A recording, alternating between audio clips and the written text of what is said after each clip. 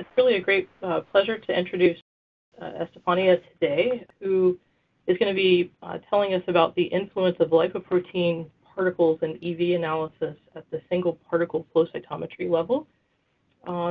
Most of the work that she's going to be presenting is with their one-of-a-kind single particle specialized influx flow cytometer.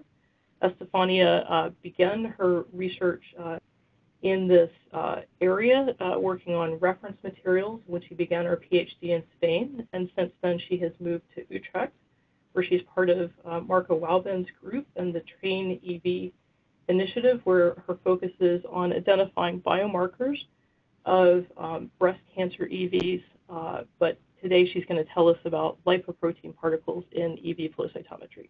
So with that, I'll hand it over to Estefanía. Hello, everyone. Thank you very much for the nice introduction. I'm very happy to be here today and to share with you my research on the influence of lipoprotein particles in extracellular vesicle analysis by single particle flow cytometry. We know that extracellular vesicles in blood plasma are very promising as liquid biopsy biomarkers because they contain specific signatures on the surface that can be used as a biomarker and can reflect the status of the cell of origin. But blood plasma is also a complex body fluid to work with because we not only have extracellular vesicles, but there are also other particles, such as the lipoprotein particles, that are very abundant. And as you can see here in this graph, there are several different types of lipoprotein particles in blood plasma that have overlapping biophysical properties with EVs, such as size and density. We can find HDL lipoprotein particles that are smaller in size and have a similar density to those of extracellular vesicles. And then we can also find lower density lipoprotein particles, such as the LDLs, the VLDLs, and the chylomicrons that have increasing sizes and at some point also overlap with the EVs. Now that we know that these lipoprotein particles are very abundant and present in blood plasma, there have been quite some papers describing how EVs can be isolated from blood plasma using either density or size-based isolation methods. And it has been demonstrated that with the use of size exclusion chromatography, most of the small HDL particles can be removed from the samples. However, the lowest densities lipoprotein particles that are similarly sized to the EV samples will still be present in the final EV preparations. And this means that when we want to do biomarker profiling, we need to deal with the presence of lipoprotein particles in the samples. And to do biomarker profiling, flow cytometry, it's an ideal technique because it's high throughput and it can allow to do a quantitative and qualitative analysis of single extracellular vesicles, and we can also do EV subset characterization and look to the specific markers that are present on the EVs. But there are also some challenges to analyze individual EVs by flow cytometry. And most of the conventional flow cytometers have a lack of sensitivity and a detection limit that it's around 200 nanometer of polystyrene beads. And the majority of EVs, we know it's under 200 nanometers in size, and they even have a lower refractive index compared to the polystyrene beads. And also we need to consider that there might be other non-EV particles in the samples with overlapping physical properties that can hamper the detection of EVs. And on top of this, it's also important to keep in mind that the detection is limited by background interference in the flow cytometer. There are also several strategies that can be followed when doing EV-based flow cytometry. We can either use light scatter-based flow cytometry, that it's going to allow us to detect particles on the light scattering basis. As you can see here in this plot showing the size scatter against the reduced wide angle forward size scatter, If we place here our threshold in the instrument, we will detect 100 nanometer polystyrene beads and 200 nanometer polystyrene beads, but there is a lot of background coming and we are not able to resolve the 100 nanometer beads from the background. However, if we apply a fluorescence-based detection, in which we are going to detect the fluorescently stained particles, and as you can see here in this plot of the fluorescence against the reduced wide angle for West size scatter, we can now resolve the 100 nanometer bead population from the background signal on the instrument. However, to apply this fluorescence-based flow cytometry, we really need to use a generic dye. We need to select which generic dye we are going to use. And in the end, this can also be positive because the fluorescence is less affected by background noise and therefore better able to resolve dim EV signal. And this is why we decided to use a fluorescence-triggered flow cytometry approach. To characterize EVs and lipoprotein particles and to answer the question of how the presence of lipoprotein particles in human plasma affect fluorescence trigger flow cytometric detection, I'm going to first explain a little bit the approach that I followed. There are two components. The first thing that I'm going to talk about is the evaluation of fluorescent staining of reference EVs and lipoprotein particles. And in the end of this presentation, I will show you data of how the lipoprotein particles can interfere with EV detection by flow cytometry.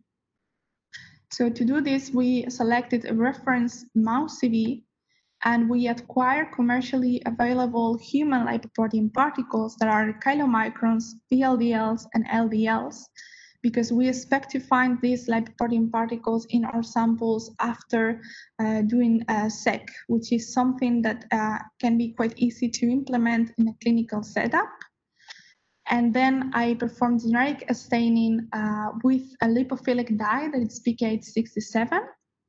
After the staining, I do a density gradient floatation to remove the unbound dye and to collect the different density fractions that will contain my extracellular vesicles, and the lowest density fractions are expected to contain these lipoprotein particles. And then I looked at the signals by flow cytometry using an optimized BD Influx that has already been published. And if you want to know more details, you can go and check these two references. And from the flow cytometry, I get quantitative information, and I can also look at the fluorescence and the light scattering signals. So for the reference EVs, I selected the murine 41 mammary cancer cell line.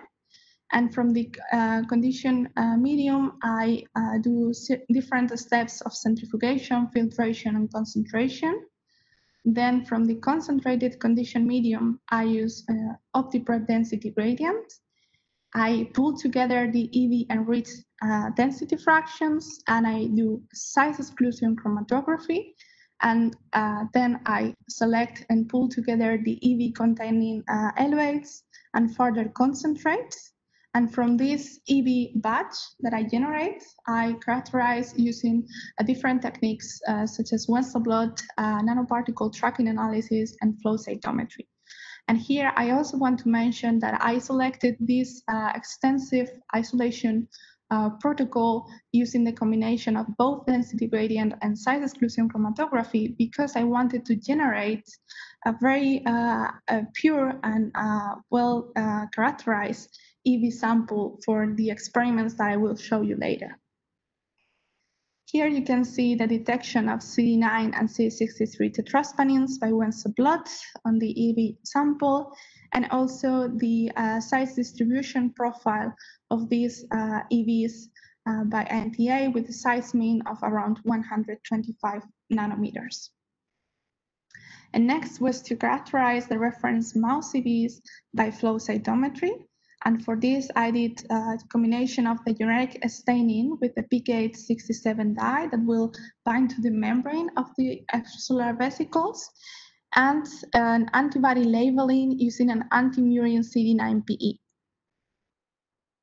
After the stainings, I do the density gradients, and then as you can see in this graph, I collect the different density fractions and measure by flow cytometry. Here you see the number of events, fluorescent events that I detect per 30 seconds, and you can see that the peak density fraction corresponds to 1.14. If we now look at the dot plots from this peak density fraction, you can see here in the fluorescence from the peak age 67 how the extracellular vesicles look like, that it's a very well-defined population, and then they have also light scattering signals in the size scatter and the reduced wide angle size scatter. And then it's also very important to have your controls, and here you can see the buffer control, that it's the PBS that I use to dilute my EVs before measuring on the instrument, and also the procedural control that contains both the fluorescent reagents, so the PK867 and the CE9PE, but without any extracellular vesicles. Next, we can look to the specific signal from the CE9 antibody on these EVs. And as you can see here in this plot showing the PE-MESF, I detected around 36% of positive events compared to the controls. And also very important to exclude swarm detection and to make sure that we were measuring single extracellular vesicles, I performed serial dilutions. And as you can see here, the number of events decreases with the dilution factor, and both fluorescence from the generic membrane stain and from the CE9 antibody labeling remain constant in the diluted samples. So this proves that we are doing a single EV flow cytometry. And now that we have characterized or reference EVs, the next thing was to further characterize the reference human lipoprotein particles that we acquired, that are the chylomicrons, that are also bigger in size, but they have a very broad distribution and low density, the VLDLs, and that are smaller compared to the chylomicrons and also have low density, and the LDLs that are even smaller and again low density. As you can see here in this immunoblot, we detected human ApoB signal on the 3 commercial samples next to a positive control that was human platelet-free plasma, as we expected.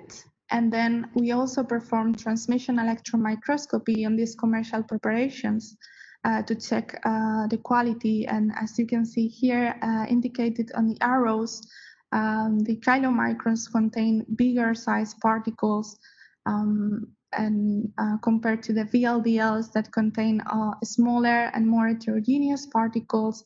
And the LDL preparation really contains very small lipoproteins. And here you see the zoom in to better distinguish the around 20 nanometer size LDLs in these preparations. So the next thing was to characterize by flow cytometry these human lipoprotein particles. And for that, I did again the generic staining with the PK867. After the staining, the density gradients, and then you can see here the fractions of interest and how the concentration of fluorescent events that I detect, it's higher in the lowest density fraction from the gradient for the 3 different types of lipoprotein particles. And if we now look to the fluorescent signals and the light scatter signals from these 3 different types of lipoproteins, we saw some differences, but we could detect for the 3 of them a lot of fluorescent events. It's also very important to mention that the LDL, as we have seen before in the electron microscopy pictures, are very small particles. We are most likely not detecting single LDLs by flow cytometry. but we could still detect events, and remarkably tail here that you can see with increase in fluorescence signal and forward size scatter signal that could be due to the presence of LDL aggregates in this sample. Also, something similar we identified in the VLDL sample, which could also make sense because LDLs are formed from the VLDLs when we look into metabolism of these lipoprotein particles. And also interesting to look at the light scattering signals from the lipoprotein particles. We saw that the chylomicrons contain particles with higher light scattering signals compared to the VLDLs and the LDLs, and the LDLs really contain like most of the particles of the events with very, very low light scattering signals. But overall, we can say that the purified lipoprotein particles can be stained with the PK67, and that the fluorescence and the light scatter signals partially overlap with those obtained on the EV samples. Now that we have fully characterized both the reference extracellular vesicles and the purified lipoprotein particles, I was wondering how the presence of the lipoprotein particles would interfere with the fluorescence trigger EV analysis by flow cytometry.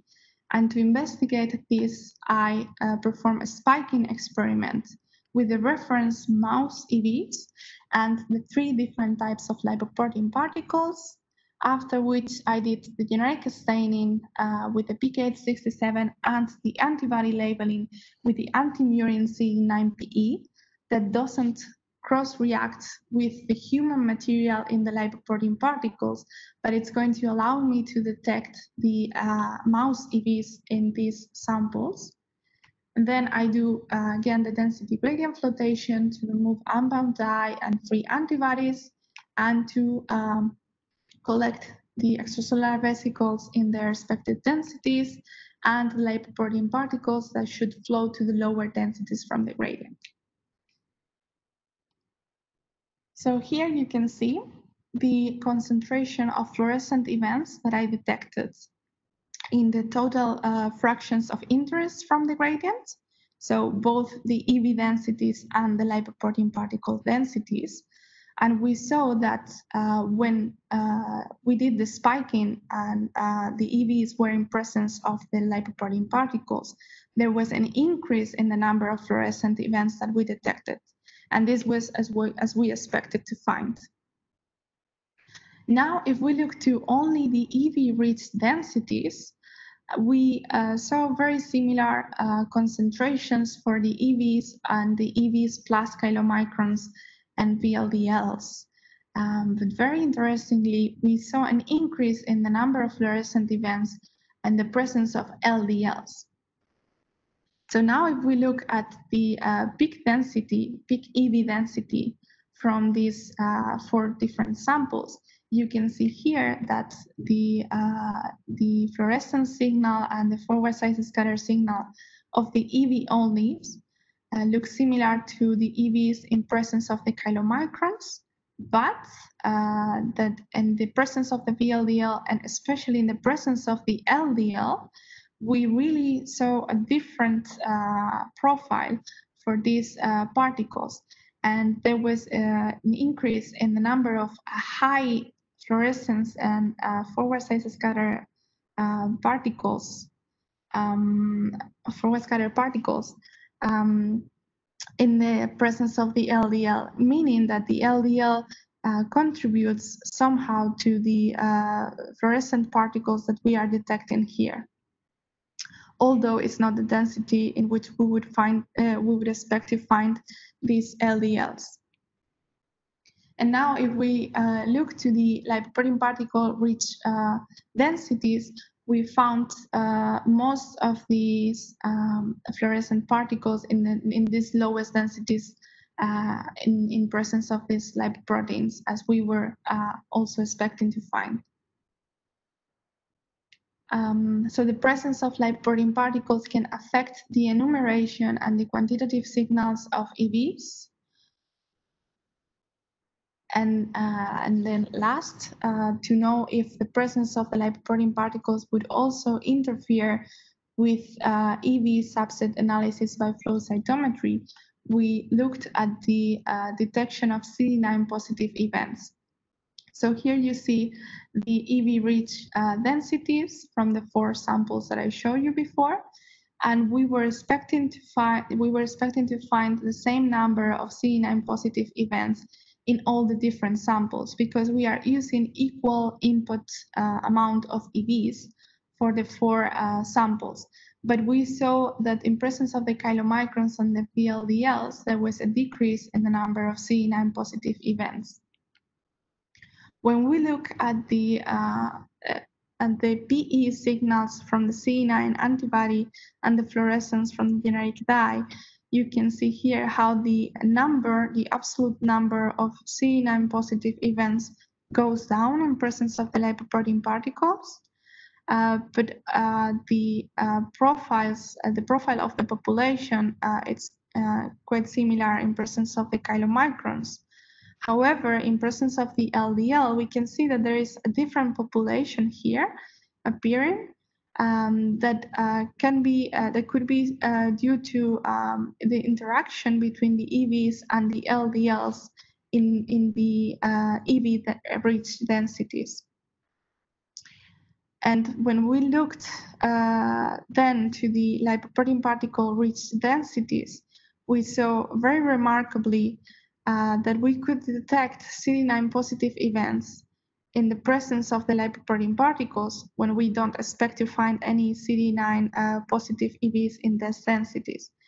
And very interestingly, with the LDL, especially with the LDL, there was a high number of CD9 positive events that we were detecting.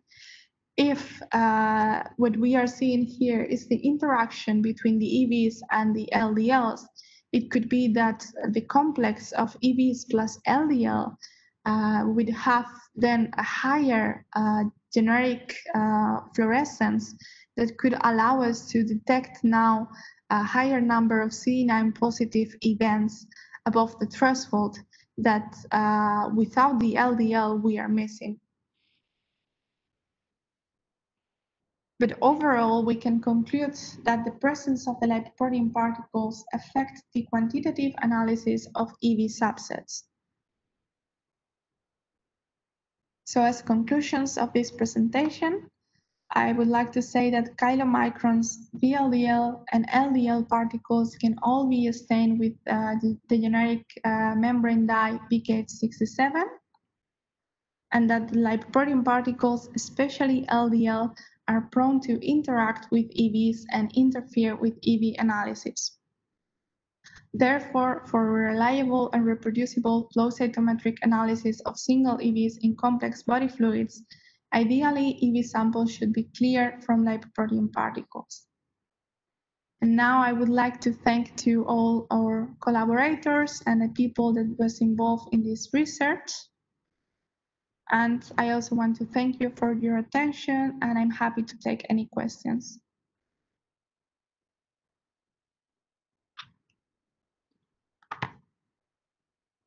Yeah, thanks a lot for this very nice presentation, Estefanía. We got some questions in the Slack workspace in case you missed the beginning. It's still no problem to join our Slack workspace and ask questions there in the channel Seminar Questions. You can find it at evflowcytometry.slack.com. So the first question is from Ben Peacock. He's asking about the matter that PKH67 can form micelles with side-scattered light signals detectable by some instruments like NanoFCM. How is this controlled in your system? And he follows up that aggregates from PKH67 might form or might have fluorescent signals potentially similar to EVs. So maybe you can also elaborate a bit why you chose PKH67 in that matter. Yes, thank you very much for the question. Yes, it has also been published that PKH dyes, and not only 67, but also 26, can form micelles with similar sizes to those of EVs. But that is also one of the reasons that we do a density gradient floatation in our procedure after the staining, because this is the only way in which we can really remove the micelles and the unbound PKH dye from our samples, because those will stay in the bottom, and the EVs will float to the right density. So that is what we have also published before, and that's also how we control in our system. But if we don't do these density gradients after the stainings, then you really run into problems with the formation of micelles and the presence of unbound dye in your EV preparations. And that's also why it is very important to include the right controls. So as I have shown here, the procedural control in which you add the reagents that you're using in your sample, but without the vesicles, and then you follow exactly the same protocol. So when I did this procedural control, I also did the density gradient, and then I collected exactly the same density and measured exactly the same density as the one that contained my stained EVs. So based on this control, I know that I don't have a problem with the dyes and the antibodies in the density fractions that I'm using for the analysis and that contain my EVs. I think that answers the question. I think that's a good segue into another question. John Nolan has asked, what is the estimated number of lipoprotein particles in these studies? And I would follow on with that. How did you arrive at that estimated concentration? Yeah, that's also a very good question. And it's a little bit difficult to answer for the smaller lipoprotein particles. So in this study, I used equal volumes of lipoprotein particles for the three conditions. And you can, based on the protein concentration, you can recalculate to some extent. But since there is also some heterogeneity in some of the lipoprotein particle types, it's not a 100% accurate number. And also I tried to measure with the NTA these lipoprotein particles. And for the kilomicrons and the VLDLs, I have a concentration of 10 times to the 12 particles per ml. That's similar to the concentration that I'm using from the EVs in these spiking experiments. But for the LDLs that are the smaller ones, it was very difficult to get a reliable measurement on the NTA. But you can also see in the transmission electron microscopy that there are a lot of particles in the LDL preparation. So that's something that we are still trying to get around to estimate a little bit better. But for these experiments, we also wanted to be a little bit conservative in the amount of lipoprotein particles that we were using. Because when you look at the literature and the amount of lipoprotein particles that are present in blood plasma, it's really much higher than what we are using here. So this also can be used as a proof of concept that if with this amount you already run into problems, when you work with plasma, you will have then a higher contribution from the lipoprotein particles. So it's really something to look into and to consider. Yeah. So Des Pink has a good follow-up question to this, which is, have you tried titrating the concentration of PKH to help you define the concentration of the lipoproteins in your lipoprotein preparations and in your mixtures? I did some experiments using different amounts of PKH. But PKs is also a bit tricky to do a titration, because if you use a very high concentration, then you also run into problems with the separation of free and bound dye in your protocol. So yeah, but I did some experiments using higher and lower concentrations of PKs. And I could see that in my experiments, the amount of PKs that I'm using is not limiting the detection of particles. So we are really using a high concentration of PKs already. Yeah, so that would be one answer. I think that the concentration of PKs is not limiting the amount of particles that we can detect. And when you try to go even higher, then you run into problems with the formation of dye aggregates and so on. So as a follow-on to this, it looks like Marka has posted in the Slack channel that compared to platelet-free plasma, the amount of lipoprotein particles that you used in the experiments is lower. I think one of the kind of main questions here is how do you, can you talk more about the percentage of CD9 changing due to the lipoproteins? And do you think that this relative change is higher with the smaller lipoproteins because of their relative abundance? If you've done this volumetrically in terms of your combinations, you are adding a higher concentration of the small lipoproteins. So can you speak to that and actually address the question of how are you discriminating between whether or not this is connectedness, like adhesion or interaction of the EVs with the lipoproteins versus simply coincidence as they cross the laser and the interrogation point? Yeah, those are very good questions and very good remarks. So indeed, in the presence of LDLs, we have more particles, and it can be that these smaller lipoprotein particles are more prone to interact with the EVs compared to the chylomicrons and the VLDLs, and maybe they could even form kind of corona around the vesicles.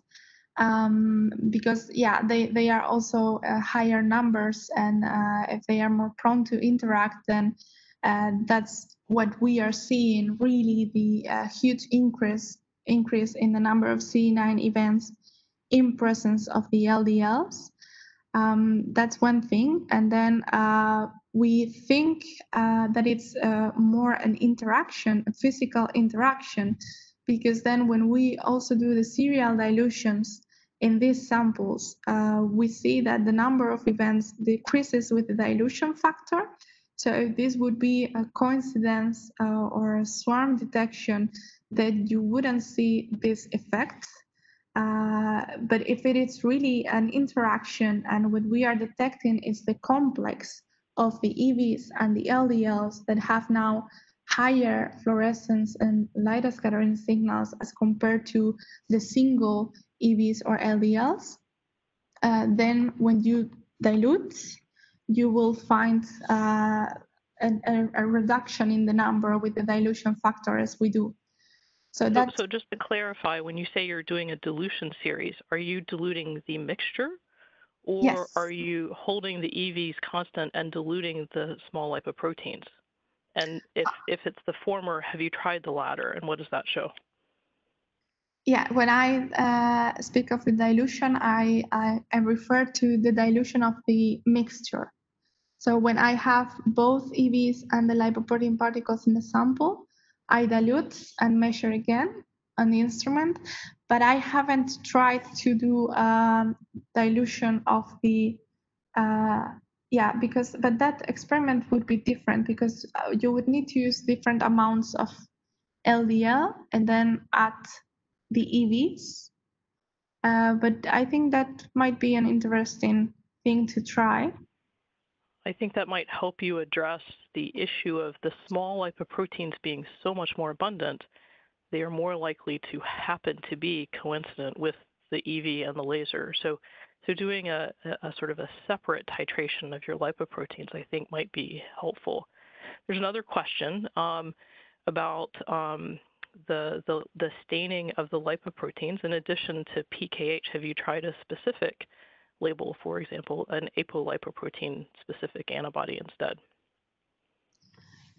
Yes, so there are not, in my experience, very good apolipoprotein antibodies for flow cytometry. But if any of you have tried and have any very good suggestions for ApoB antibodies that are already conjugated, then I would like to check those. So I haven't tried any specific labeling on the lipoprotein particles. I only did the generic staining.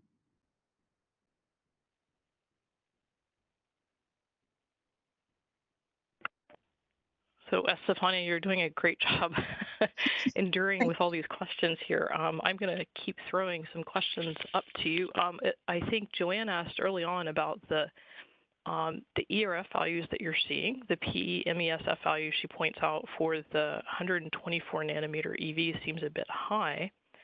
And she's wondering if you calibrated the scatter to determine the size of the PE positive events. But I would also ask you to maybe address for the audience kind of generally how you did your fluorescence calibration. And I noticed on your scales that it is a relatively high ERF, but that relates to the detection limits of the instrument. So can you tell us a little bit about how you did that, and if you can approximate what the limits of detection of this particular instrument and others maybe configured like it would be, what that would be in terms of fluorescence detection on these channels? Yeah, those are also very good questions. So for the calibration of the PE signals, I used the QuantiBright 6 micron beads from BD. And then I measured these beads with exactly the same settings that I used to measure my EVs. And I performed the calibration and then and then just the analysis and to export the files in calibrated units. And regarding the size scatter calibration of the signals on the influx, that's something that I'm very interested on, and we are working on that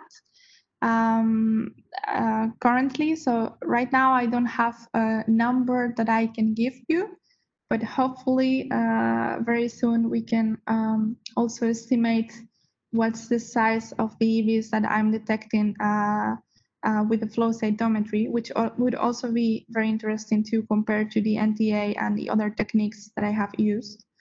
And then for the ERF, I used FITC MESF beads from BD.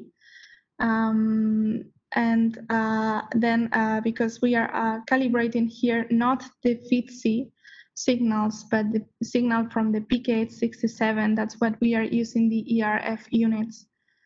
So yeah, and also maybe I can comment that also in my experience, these EVs have quite some signal of the CD9. That's also one of the reasons that I selected CD9 as the specific marker on the EVs. So that could also be related to the high number of the PE-MESF. But yeah, it would also be very helpful to work further on the latest calibration. So somewhat related to this a little bit, there's one question Josh kindly cross-posted to our Slack. I have a question if the fluorescent signal for CD9 positive and negative EVs was clearly distinguishable, or was there an overlap? I guess that's something that many people especially when coming from cellular analysis, are not that familiar with, like how easy is it to distinguish between positive and negative, and what should we take care of? And a bit related to this as well, do you have any thoughts on using isotype IgG controls in addition to the other controls you showed? Yes, so that's again a very interesting question, and also I come from more cell-flow cytometry. So before I started to work on this, and also my background comes more from cell-flow cytometry, in which you can very nicely distinguish the negative from the positive populations, and you can gate around them, and it's completely different in my experience to how EV flow cytometry works, because in these CD9 positive events, I don't see a clear distinction between the positive and the negative. And actually, when I place the gate based on the controls, I can also not exclude that some of the EVs that are not in the gate, so I don't call them positive, but that they might have expression of CD9 signal. The only thing is that they are not bright enough, so the expression of the CD9 is not high enough for me to detect them. But that's a very important thing to keep in mind when you are working with dim signals and with EVs. That unless you clearly see your negative population, you can never be sure that those EVs are negative, or maybe it's just the detection limit of your instrument. So that answers one question, and then the second one was with the use of the isotype control. And I know there is quite some discussion about the use of isotype controls in the field. But in my experience, they can be quite useful to control for a specific binding, and it's good to include them. You shouldn't use them directly to gate your population, but it's good to include them and to check if the detection that you're seeing with your antibody is really specific, or it might be a specific binding, and that you could see with the isotype control. And in the experiments and the data that I have shown here, I didn't have any big problem with the isotype control after doing the density gradient flotations and removing the free antibody from my samples. So I think it's useful to include and to do them. Makes sense, yeah. Can you maybe share a bit how you set up your protocol, how you made the decisions? Did you test a lot of different dyes and different antibodies before you found a combination that worked fine for you, or were you lucky and picked the right ones from the start? Yeah, no, so this has been published before, years ago in the lab when we optimized the BD Influx to detect small particles. We've tried many different dyes and many different protocols to detect EVs, and we found that the PK67 was one of the brightest ones. I wouldn't say it's the perfect generic dye. I'm still waiting for someone to invent that one. Then I will buy it right away. And of course, because you then need to make sure that your dye is not giving problems in your sample. And if you try to do, for example, because I have tried, you try to remove the PK dye by size exclusion chromatography, then you can still detect some particles that have a similar size to the EVs in the EV fractions, and they are coming from the dye. And if you try to wash your stained EVs by ultracentrifugation, you might also end up inducing aggregation, and you don't get rid of the free PKs in that way. So this is really a protocol that has been optimized and published in the lab before, and by doing the bottom-up density gradient flotation, that's the best way that you can use to remove the unbound dye and to collect your stained EVs. And then for the, I have also used other generic stainings such as the CVC and membrane dyes and so on. But for this research project, we really wonder how the PKs would affect and the detection of samples that would contain lipoprotein particles, because we are able to do single EV characterization by fluorescence trigger flow cytometry with the PKH and the antibodies. And we would like to do this in plasma samples, but then we find these lipoprotein particles. And so the first thing was to know if the PKH would give a problem. And it does, because also stains the lipoprotein particles. And for the antibodies, I have also used different antibodies. In general, I really like PE antibodies because the quantum efficiency is higher compared to other fluorophores. And the CD9 signal on these EVs, it's quite good. So that's why I also selected this combination. But it was a lot of trial and error and doing many different experiments. Yeah, I get that. So we have two more questions that just came in. One is, was there a preference to use CD9 over CD63? What do you comment on using the cocktail of EV markers? Yeah, so also in the Western plot that I show in the beginning on these reference CVs, you can already see that the CD9 signal is higher compared to the CD63 in these 41 mouse EVs. So that was also one of the reasons to use CD9 over CD63. But this really, really depends on your sample. So you really need to characterize your EVs, because there are other different types of vesicles that might have a higher expression of CD63 compared to CD9. So you need to do the experiments, to do the single the trosvanin stainings if you really want to select the one that has a higher expression. And this really changes from different cell lines and different sample types. So yeah, and the second question about the combination of the cocktail, you can use a cocktail, but I like to do the single stainings, and then if I would like to characterize both CD9 and CD63 at the same time, what I would do is to do the CD9 PE, the CD63 PE single stainings.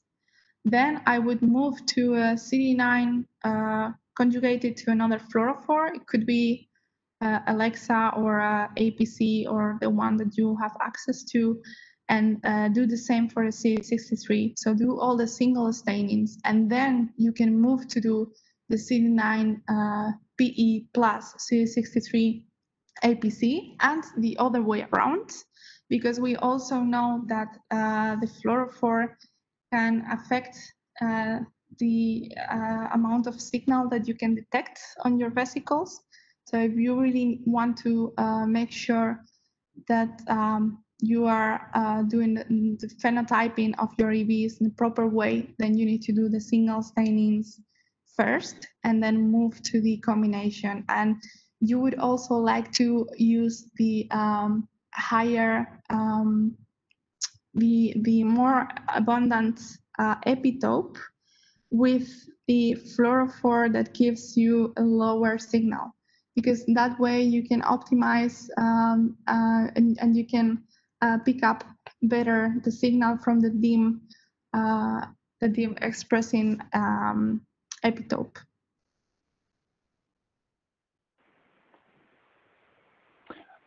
Yeah, thanks a lot for this answer. So there's some confusion about purification you were doing after staining. Is it size exclusion followed by density gradient? Is one question. Can you briefly comment on this, and maybe make a quick remark how reproducible it is? Is the yield or the recovery relatively reproducible? For the EVs, I guess. So for the yes, if you post staining, if you do a purification, right, to remove excess dye, is this how do you do this? I think that is meant here. Yeah. Yes. Okay. Yeah. Then because there are two different things, right? One is your isolation protocol, and that's what you use to obtain your EVs, and the other one is the purification after the staining. So for the isolation of the EVs, I did both optiprep density gradient and size exclusion chromatography. But those EVs are not stained yet. But that's what I call my reference EVs. And then from the reference EVs, I do the staining. And after the staining, I use a density gradient ultracentrifugation. So not the SEC. In these experiments, I didn't do SEC to remove the dye. But the yield, so the recovery of the EVs after the density gradient flotation, it's quite constant. And we always get very similar numbers of EVs in the density fractions in which we expect to find them. Perfect. Thanks for clarifying this. I think we can end this for now. Thanks a lot for answering all these questions, Estefanía, and for sharing this data for you. The next seminar of the series will happen in a month. I'm not sure. I think the date is not 100% set yet, but if you follow our Slack channel or are on the email list or check in on our website, evflowcytometry.org, you will find an announcement there. We will also cross-post this on Twitter and LinkedIn.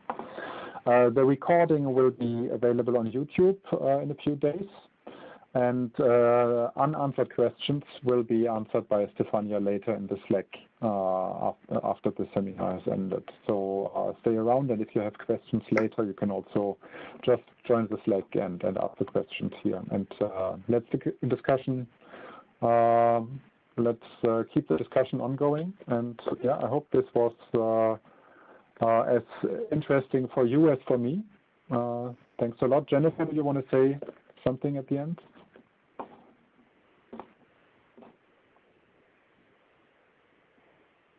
I guess that's a no. Okay, yeah, then thanks. Oh, sorry. No, sorry, I was the muting here. But thank you, Estefanía. This was really a very nice talk, and I just want to thank you and your group there with Marco Wauben.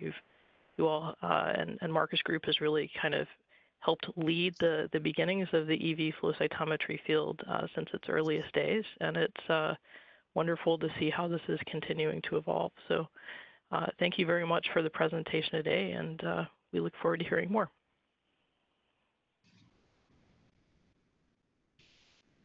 Thank you very much, everyone.